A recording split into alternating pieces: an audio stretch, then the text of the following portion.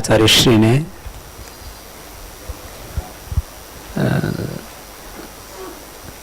श्रद्धेय गुरुदेव की हमारी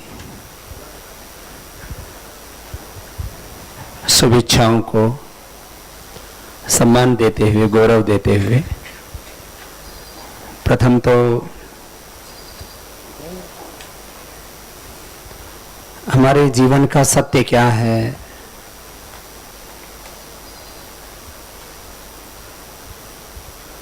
जीवन को हम ठीक ठीक कैसे समझें। मैं जीवन शब्द को इसलिए बोल रहा हूं क्योंकि जैसे कईयों ने सुना कि जैसे आत्ममंथन शब्द सुनते हैं तो ऐसा लगता है कि आत्मा के गुण धर्म बताएंगे कुछ, फिर आत्म साक्षात्कार कैसे किया जाए इसका उपाय बताएंगे। वह भी एक बहुत बड़ा अर्थ है, लेकिन उसके पहले भी बहुत कुछ है। आत्म साक्षात्कार, परमात्मा का साक्षात्कार, ये हमारा अंतिम गंतव्य है, लेकिन उससे पहले बहुत बड़ा व्यवहार का पक्ष है। हमारे राधा कृष्ण जी उम्र के साथ बड़ा अनुभव भी रखते हैं। उन्होंने बहुत गंभीर बातें कही हैं निष्कर्ष के रूप में कि भाई मनुष्य की पहचान ज्ञान से है। ज्ञान अन्य जीवों की अपेक्षा, स्वाभाविक ज्ञान भी और नैमित्तिक ज्ञान की तो उसकी कोई अभी तक सीमा भी नहीं तय कर पाया। तो मनुष्य की पहचान ज्ञान से है, और ज्ञान की पहचान बोलो गुण से है। यदि ज्ञान घटित होगा तो ही तो हमारे भीतर गुण विकसित होंगे, और गुण जो है वो कहां से दिखेंगे? आचरण से, हमारी वाणी से, व्यवहार से। आचरण अंतिम सत्य है जीवन का, और आचरण का जो अंतिम सत्य है वो प्रसन्नता है। वो पत्नी हो, पति हो, वो तो अभिप्राय ये होता है कि हम, देखो मैं उसको दो अर्थों में कह रहा था कि हम सबसे ज्यादा कष्ट अपने प्रियजनों को देते, शिष्य अपने गुरुओं को, गुरु अपने शिष्यों को।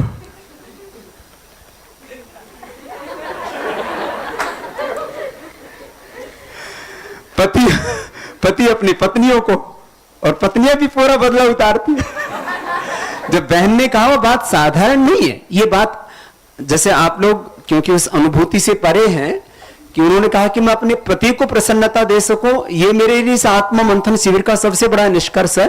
क्योंकि मैं यदि उनको प्रसन्नता देती हूं तो मैं परिवार को, समाज, राष्ट्र और विश्व को भी प्रसन्नता दे सकती हूं। मुझमें प्रसन्नता अंकुरित हो जाएगी, प्रस्फुटित हो जाएगी। ये मूल तो वहां से शुरू। तो इसलिए कहा आचारहीनम न पुनन्ति वेदा। कई बार आप सुनते रहते हो कि गुरुजी बोलते हैं ज्ञान से समाधान होगा, स्वामी जी बोलते हैं पुरुषार्थ से समाधान होगा, हमारे दादा गुरुजी बोलते हैं कि प्रेम से समाधान होगा, स्वामी सोमानंद जी महाराज। ऐसा हम अलग अलग नहीं कहते हैं। ये श्रद्धेय जब गुरुजी बोलते हैं कि ज्ञान से समाधान होगा, तो गुरुजी कहते हैं जब ज्ञान शुद्धतम रूप में प्रकट होगा तो वो संवेदनाओं को जन्म देता ही है, और संवेदनाएं हमें किसी कार्य के लिए प्रवृत्त कर ही देती हैं। हम रोक ही नहीं पाएंगे अपने आप को। जब भीतर से संवेदनाएं प्रकट होती हैं तो कार्य में रूपांतरित होती ही है, वो पुरुषार्थ में रूपांतरित होती ही है वो। तो यहां कोई भिन्नता नहीं है किसी भी प्रकार की। एक बात यह हुई कि निर्णयों के स्तर पर पहुंच करके भी हम आचरण नहीं कर पाते। कई ब्रह्मचारियों ने कहा कि डर लगता है अज्ञात का, स्वयं के असमर्थताओं का, परिवार, राष्ट्र, विश्व की जो हमारे सामने असमर्थताएं हैं, पराधीनताएं हैं, परतंत्रताएं हैं, उनका। तो ये बड़े गंभीर हमारे सामने विषय आए, लेकिन उन सब में आप सब ने एक निष्कर्ष निकाला कि हम यदि स्वयं पर कार्य करें, अपना विकास करें।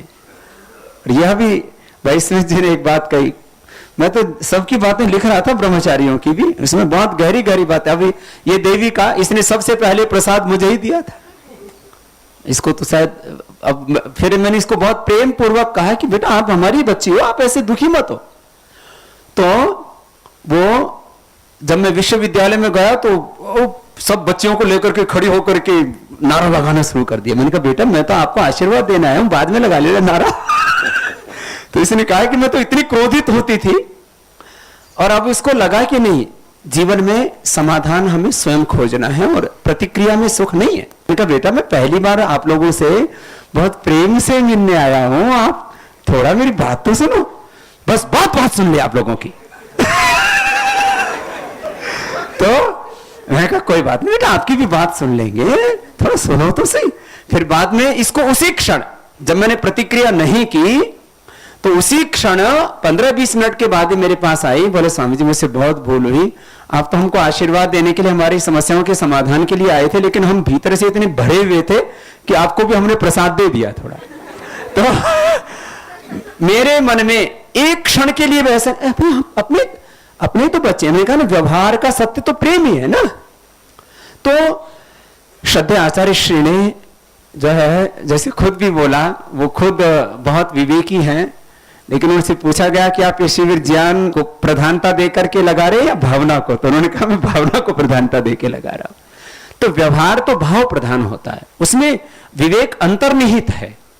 तो श्रद्धेय आचार्य श्री ने इतना अनुग्रह किया और सबकी भावनाओं का आदर करते हुए, श्रद्धेय गुरु जी की और हमारी सद्भावनाओं का आदर करते हुए यहाँ इतना पुरुषार्थ किया कि सब अपने ऊपर काम करना शुरू कर रहे हैं और अच्छे से कर रहे हैं, अपने ऊपर और अधिक पुरुषार्थ करने के लिए।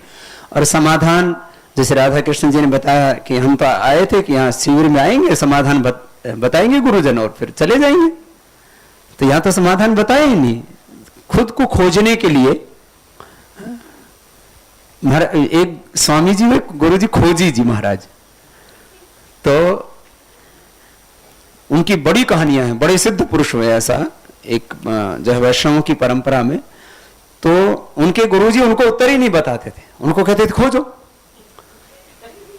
तो उनको बाद में बहुत बहुत बड़े बड़े प्रसंग हैं, और उन खोजी जी के जो निष्कर्ष हैं उनके दोहों आदि के रूप में बड़े गहरे।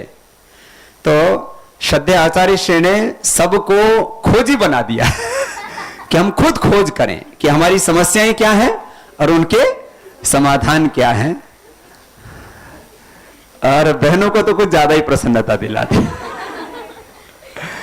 वैसे जो है इसके अगले निष्कर्ष शेष है, मैं आचार्य जी को ऐसे धन्यवाद तो ऐसे बहुत ज्यादा बोला जाने लगा वैसे समाज में।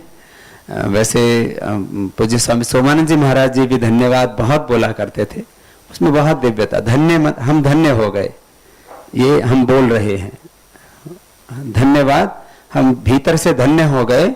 और हम आपको चाहे आपके अनुग्रह के लिए आपको प्रणाम कर रहे हैं।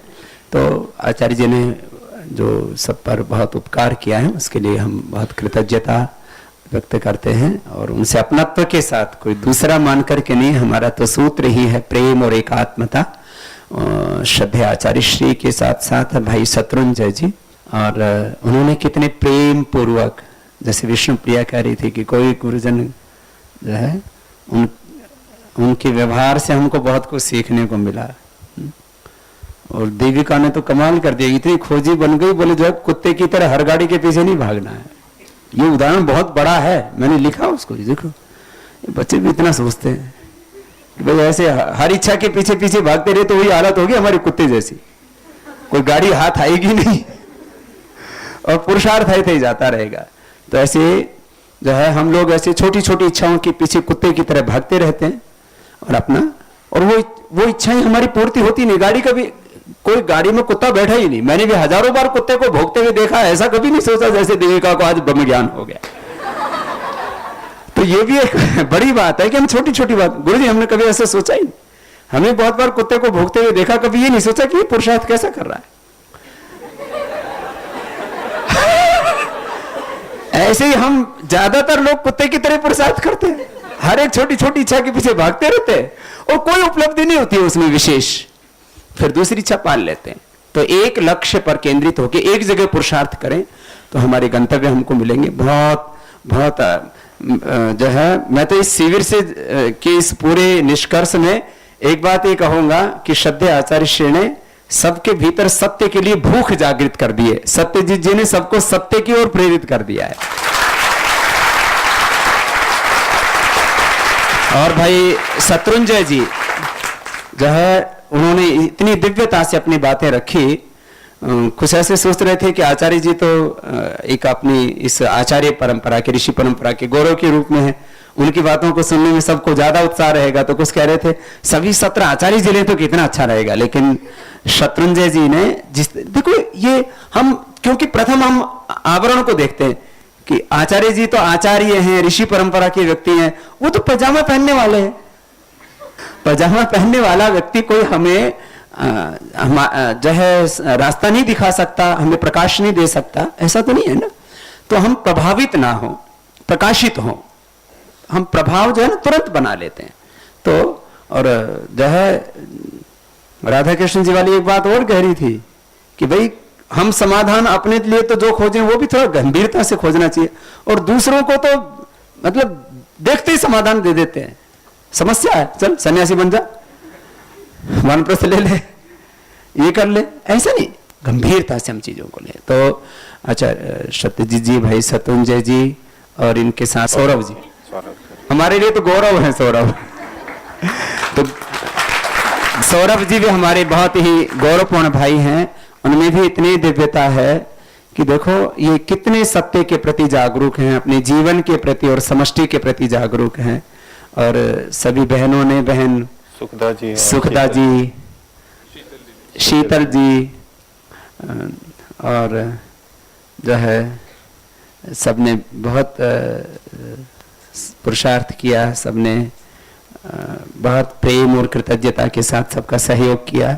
मैं पूरे पतंजलि योगपीठ परिवार की ओर से इस आत्ममंथन शिविर के साथ साथ श्रद्धाचार्य श्री ने लगभग 6 महीने तक यहाँ जो न्याय दर्शन पढ़ा करके सब अपने और समष्टि के साथ न्याय कर सकें, इसके लिए भी आपको जितना हम धन्यवाद दे उतना ही कम है। इतना उपकार श्रद्धेय आचार्य श्री ने सभी हमारे ब्रह्मचारी और ब्रह्मचारियों पर किया है, उसके लिए भी बहुत कृतज्ञ भाव से हम आचार्य श्री को प्रणाम करते हैं। और आज जो इसमें न्यायाचार्य और न्याय विशारद और न्याय प्राज्य, ये 3 उपाधियों से अलंकृत होंगे, उनका भी आगे सत्र होगा। और जो परीक्षा जिन्होंने दी उनके लिए भी एक प्रमाण पत्र दिया जाएगा। इसमें किसी के अंक थोड़े कम ज्यादा हों उससे परेशान नहीं होना, किसी के 4, किसी के 6, किसी के 10, 20, किसी के 150 भी अधिक है। तो जिनके अधिक अंक हैं वो भी दूसरों के प्रति गौरव का भाव रखें कि भगवान ने मुझे बुद्धि रूपी यंत्र और विशिष्ट दिया है, मैंने उसमें पुरुषार्थ किया है, दूसरे भी वैसा ही पुरुषार्थ करें। वह स्वयं को सम्मानित गौरवान्वित अनुभव करते हुए सबके प्रति भी ऐसा ही भाव रखें कि सब भी ऐसे ही आगे बढ़े। और जिनको थोड़े कम मिले हैं अंक, वो निराश ना हो कि हमने जो पुरुषार्थ किया उतना मिल गया, और आगे पुरुषार्थ करते रहेंगे। कोई ये परीक्षा के बाद ऐसा तो है नहीं कि हमारी जो है ज्ञान की पूर्णाहुति हो चुकी है, तो इसमें ऐसा अधिमूल्यन और अवमूल्यन का भाव अपने भीतर ना आने दे। और श्रद्धेय आचार्य श्री जो है उस मामले में जो है किसी ने 2-4 मिनट आगे पीछे भी किया, किसी के नंबरों में उसमें काफी गंभीरता रखी है और वैसी रखनी ही चाहिए, एक न्यायाधीश की तरह उसमें कार्य किया है। उसमें हो सकता है किसी किसी को कि आचार्य श्री तो मेरे लिए चाहते तो 2-4 नंबर तो ज्यादा कर ही सकते थे, तो ये ऐसे नंबरों के उसमें ना कभी भी नहीं जाना चाहिए, है ना। तो और श्रद्धेय आचार्य श्री ने जो किया है, मुझ सहित आप सब भी इस बात से सहमत हैं कि आचार्य जी न्याय दर्शन पढ़ने के साथ साथ न्याय ही करते हैं। तो इसलिए किसी के मन में कोई प्रश्न है भी नहीं। और इसके साथ साथ जिन्होंने श्रद्धेय आचार्य श्री से अभी नियुक्त पढ़ा, क्योंकि श्रद्धेय आचार्य श्री ने दोनों काम किए एक साथ, तो न्यायाचार्य आदि की उपाधियां आपको दी ही जाएंगी, गौरव देने के लिए है, ये कोई नौकरी के लिए नहीं है। और नौकरी अपने को करनी भी तो नहीं ना, अपने के लिए बहुत बड़ा काम करना है ना, समष्टि का, भगवान की नौकरी करनी है, इससे बड़ा और हमारा सौभाग्य क्या होगा। तो सबको न्याय की उपाधियों के साथ साथ निरुक्त आचार्य की भी उपाधि प्रदान की जाएगी, उसमें श्रद्धेय आचार्य श्री भी होगी। सबके प्रति कृतज्ञता व्यक्त करने के लिए खड़ा हुआ था। लेकिन ऐसा तो नहीं कहूंगा कि आचरण का जो परिणाम है वो प्रसन्नता में है, लेकिन मैं ऐसा मानता हूं कि सबको प्रसन्न रहना ही चाहिए। और छोटी छोटी बातें भी हमें खुशियां देती हैं, तो वो सात्विक तरीके से वो हमारे भीतर वो प्रसन्नता घटित होती रहे, तो उत्साह इतना बड़ा घटित होता रहता है कि हम भीतर से उद्घोष करते रहते हैं, अहम इंद्रो न पराजिज्ञ का, कि मैं कभी पराजित होने वाला नहीं हूं, कृतम में दक्षिणे हस्ते जयो में सब व्याहित। ये जो हमारे भीतर उत्साह पैदा होता है ना, इसके मूल में प्रसन्नता होती है। तो सब अपने भीतर अपरिमित उत्साह रखें। मैं तो इसी प्रसन्नता और उत्साह से ही आज इस धरातल तक पहुंचा हूं, और आगे भी प्रसन्नता और उत्साह से पूरे पुरुषार्थ से अपने ध्येय तक आगे बढ़ते रहें। श्रद्धेय गुरुदेव का आशीष सबको मिले, ऐसी प्रार्थना श्रद्धेय गुरुदेव से। जिस प्रभु की उपस्थिति से हम सब आलोकित हैं, हमारे हृदय प्रेम से भरे हुए हैं, हम एक दूसरे को देखकर प्रसन्नता अनुभव कर रहे हैं, एक दूसरे की वाणी सुनकर हम हर्ष अनुभव कर रहे हैं, उस प्रभु को धन्यवाद देते हैं। और पतंजलि योगपीठ की सारी व्यवस्थाओं के अंतिम उत्तरदाता हमारे स्वामी जी हमको बड़े सौहार्द और प्रेम के साथ अपनी रुचि को पूर्ण करने के लिए हमें मौका दे रहे हैं। तो उसके लिए श्री स्वामी जी का भी बहुत हार्दिक धन्यवाद, कृतज्ञता। और यहाँ ब्रह्मचारिणी बड़े शिष्टता से हम सबको, मेरे जैसे कितने लोगों को एक मौका देते हैं अपने ज्ञान को साथ साथ विकसित करने के लिए। इन सब का भी बहुत बहुत धन्यवाद।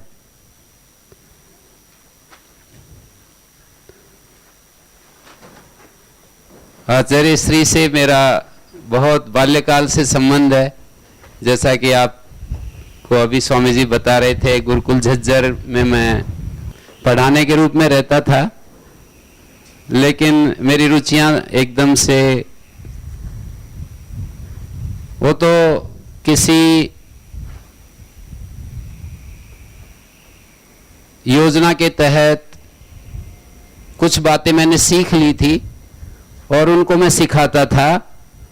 पर एक अध्यापक को, एक आचार्य को जैसा होना चाहिए, मैं हमेशा अपने से असंतुष्ट रहा। और मेरे को बहुत कभी कभी कष्ट होता है, इस बात को पीड़ा होती है कि तू 20 साल की उम्र में ऐसा क्यों नहीं था जैसा आज है।